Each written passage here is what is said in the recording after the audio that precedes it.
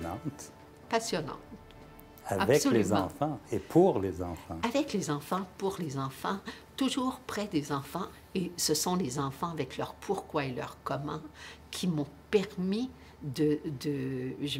d'explorer perpétuellement. C'est un terrain, hein? C'est un terrain immense à explorer. Et je te dirais aussi que ce sont les enfants qui m'ont souvent permis d'aller chercher les argumentaires pour convaincre les adultes que les enfants ont droit à un discours complexe, à des formes contemporaines, des formes d'art très contemporaines, parce que les adultes, on voudrait bien garder les enfants dans cette image idyllique d'une enfance pastel. Est-ce que tu crois qu'on fait assez de place à l'art auprès des enfants? Pas du tout. Bon, non, bien sûr que non. Je veux dire, pour moi, l'art et l'école des vérités subjectives, c'est une école fabuleuse. Et il devrait y avoir un tiers-temps à l'école, absolument. Il devrait y avoir un tiers-temps où l'enfant apprend que avoir raison, ce n'est pas si important. Et connaître des vérités, ce n'est pas si important. Tout doit être mis en question tout le temps. Tout se passe dans la rencontre artistique. C'est fabuleux justement pour ça. Deux enfants vont sortir de la même représentation. Un va dire « j'ai détesté », l'autre « j'ai adoré ». Pourquoi? Ce qui est intéressant, c'est le pourquoi, bien sûr. Oui. C'est pas d'aimer ou de ne pas aimer. Absolument.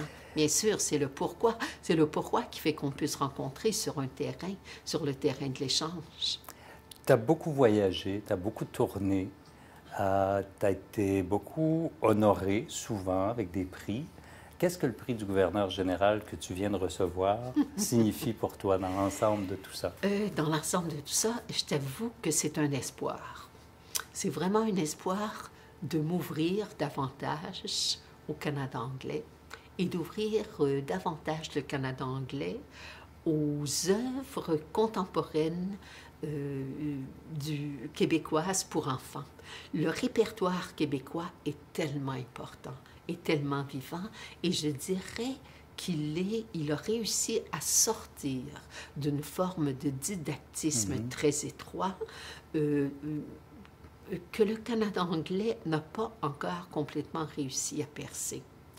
Et je sais, pour l'avoir vécu, quand même un spectacle qui a été un spectacle culte dans le monde partout, Le Grelet, au Canada anglais, les seules représentations qu'on a données en anglais ont provoqué un scandale, un petit scandale au CNA.